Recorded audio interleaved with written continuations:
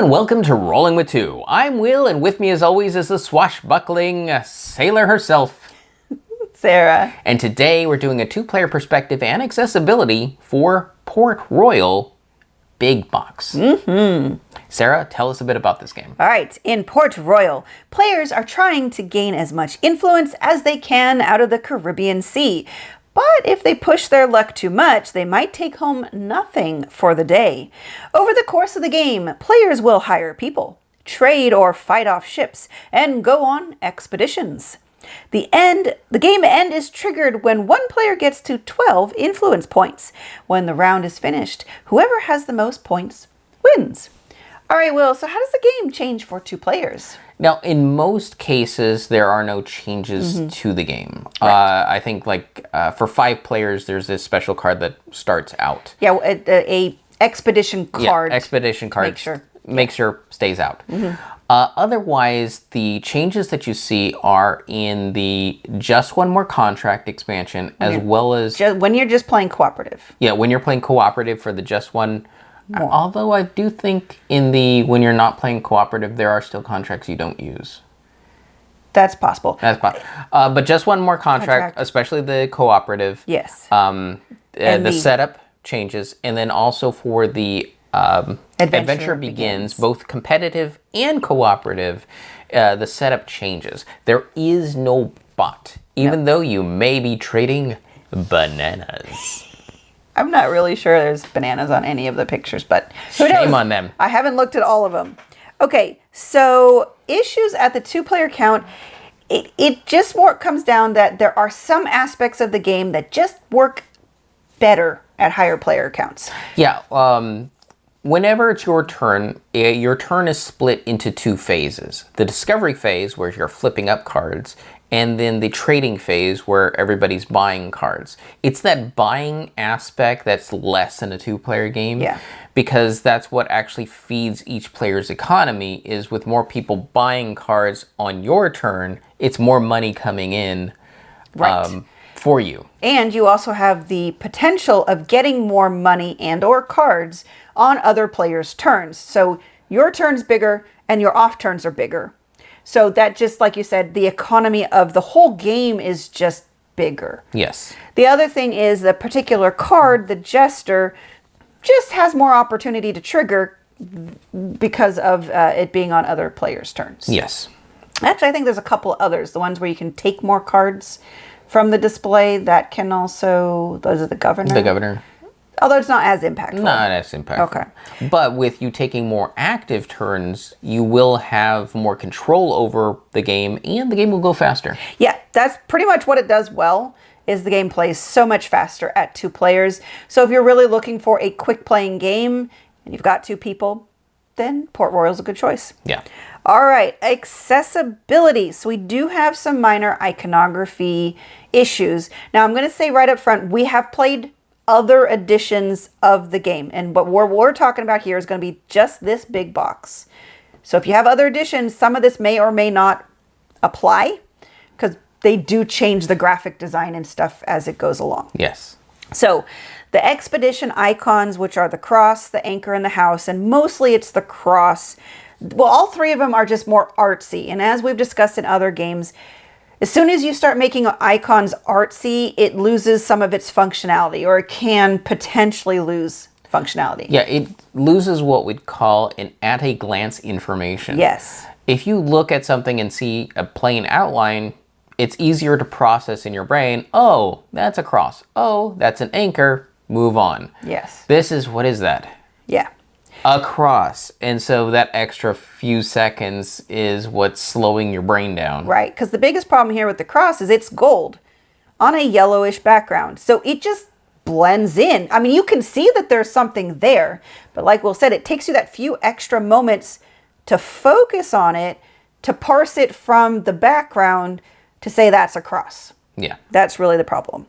And then there are some other icons here and there that just don't have great contrast with the background, again, where they went artsy and just didn't make things as distinct.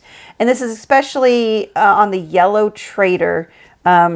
It's just the yellow iconography is on top of a yellow background, because the trader has the background corresponding to the color of the ship that it trades best with. Yeah. So other colors, not a big deal. But you have yellow coins on a yellow background. Yeah, it's going to be hard to see. Yeah. Speaking of iconography, when you get to things like Adventure Begins or the contracts, some of those are actually small. Yeah. And they're actually calling for a specific character, which is they use the art of the character. And they don't actually put the name. Now, some of the stuff, I'm trying to remember, like the contracts, they do show the picture and the name. Yeah. But for whatever reason, they didn't roll that over to Adventure Begins. Well, that's because all that information's are on poker Oh, yeah, size they're on cards. poker size cards instead of the jumbo cards. Yeah. So they're showing just the character. So that's kind of, I mean, it can be hard because you're like, I don't know that character. Granted, you don't really know until you see it in the lineup. So you have to start comparing pictures kind of thing. Yeah. Unless you're very familiar with the game. So overall, though, the graphic design can be a little busy. And again, like we said, the art for icons gets kind of frustrating. The biggest problem with mobility is going to be how big the deck is. And that's just going to need to be shuffled a lot. Hopefully, if that's your problem, I would highly suggest having a card shuffler that works well for you. We actually have a couple, and sometimes we have one that's specifically for lots and lots of cards. Yeah. Because the smaller one we have just can't handle big decks like this one. Right. It can handle, like, if it's like 2 poker-sized decks or something, but that's about it. That's its max. Yeah.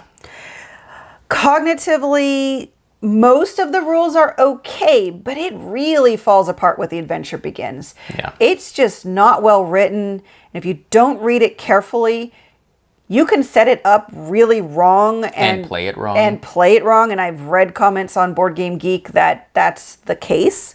So if you're having any questions with that aspect, I would highly recommend going to Board Game Geek and read some of the comments already or ask questions there. Yeah.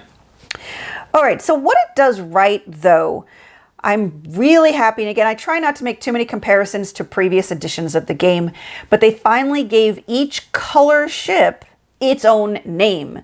So all the frigates are the same color. Flutes, sparks. Yeah. So I vaguely remember the previous edition we had each size of ship, they gave it a unique name, but then you have all these names of ships on all the colors. So it didn't really, it was a thematic choice, but it wasn't a helpful choice. And by size of ships are where you get most of your money. So there's like a 1 ship, a 2 ship, a 3 ship, a 4 ship, things like that. And like the 4 ship, oh, that's a galleon, but something smaller is a flute. And now that makes sense because I think in real life that is the case. Yes. It just doesn't help for colorblind accessibility. Or game functionality. Or game functionality just in general. Yeah. If you're going to go ahead and use those terms, we'll just make it so that each color is that type of ship. And that's one level of accessibility added to the game rather than adding confusion. Agreed. Also, the iconography, all of it is distinct, so you're not going to confuse anything with anything else. Yeah, most of the problems we saw were more at a glance type of thing. It's all open information, so if you are having trouble with anything, you can ask somebody else around the table. And here's another thing, this is again a comparison. I'm happy to say there is more representation in the characters than the previous version that we had. So there are more women and they're in stronger roles. Like there's I believe the captain now. Less floozies. Yeah, it's not just the senorita. Did I say that right? Well, she was a mademoiselle previously. Well, now the senorita actually looks respectable. Right.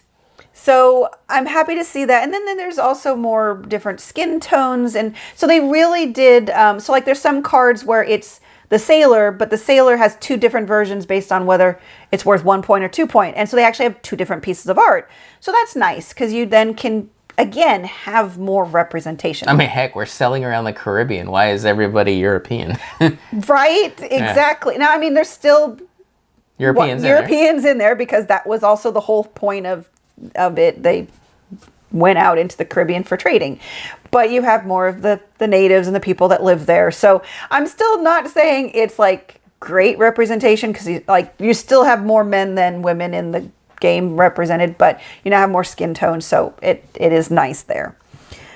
Okay, I think that covers everything we had for accessibility. Yes. So for 2 players, would you recommend?